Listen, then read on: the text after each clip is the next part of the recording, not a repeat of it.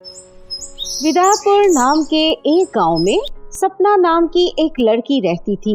फिर एक दिन अचानक दिल का दौरा पड़ने से उसके पिताजी की मौत वाक़या हो जाती है। फिर कुछ दिनों के बाद सपना अपने गुजारे के लिए एक छोटी सी दुकान खोल लेती है और लस्सी बनाकर बेचना शुरू कर देती है।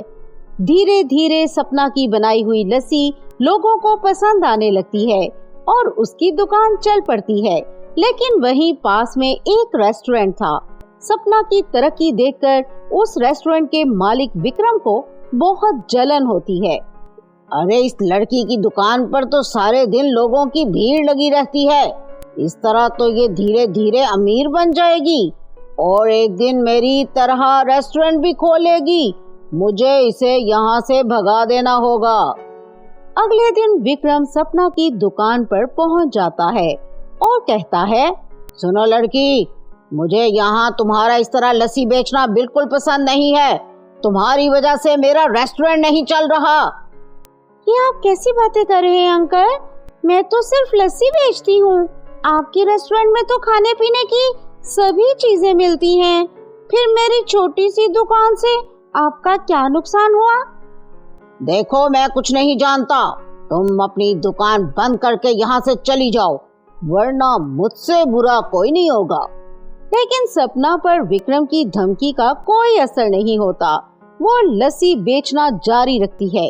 फिर एक रात मौका पाकर विक्रम सपना की दुकान में आग लगा देता है और सपना की दुकान जलकर राख हो जाती है। अरे नहीं, ये क्या हो गया? मैंने इतनी मेहनत से दुकान खोली थी, अब मैं क्या करूं? इतना कहकर सपना जोर जोर से रोने लगती है। तभी वहाँ गुजर रही काली चुड़ैल की नजर सपना पर पड़ती है। सुनो बेटी, तुम्हारे साथ बहुत बुरा हुआ है। मैं सब जानती हूँ। ये सब इस रेस्टोरेंट वाले विक्रम ने किया है, लेकिन तुम फिक्र मत करो, मैं तुम्हारे साथ हूँ। इतना कहकर चुड़ैल जंगल से ढेर सारी लकड़ियाँ लाकर सपना के लिए एक नई दुकान बना देती है। इसके बाद काली चुड़ैल सपना को एक बड़े बर्तन में बहुत सारी जादुई लस्सी बनाकर देती है।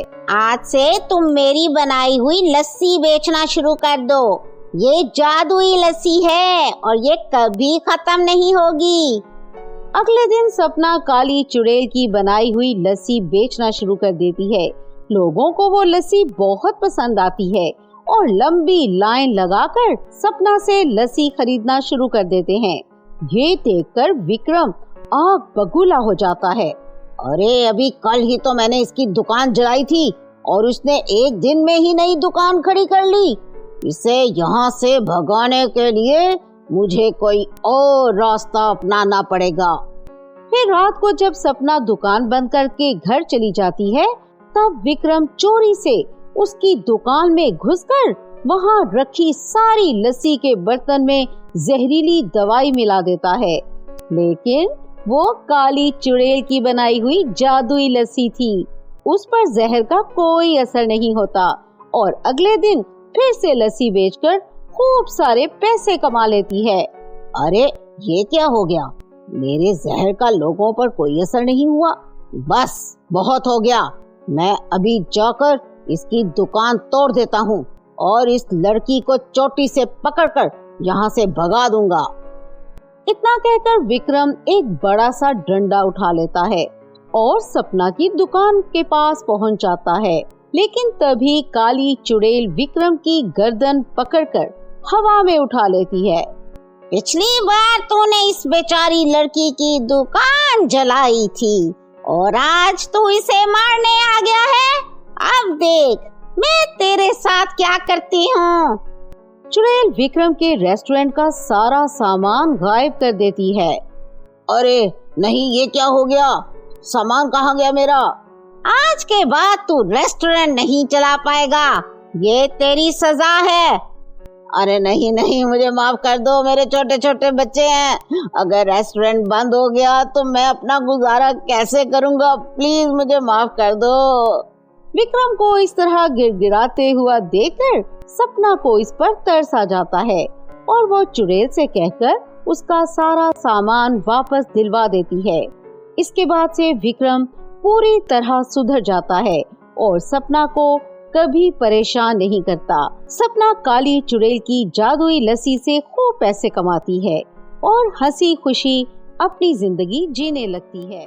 तो दोस्तों, कैसी लगी हमारी कहानी? कमेंट करके अपनी राय का इजहार जरूर करें और हाँ, हमारे चैनल को लाइक, सब्सक्राइब और शेयर जरूर करें ताकि हमारी इसी तरह की मजेदार कहानियाँ आप तक पहुँचती रहें।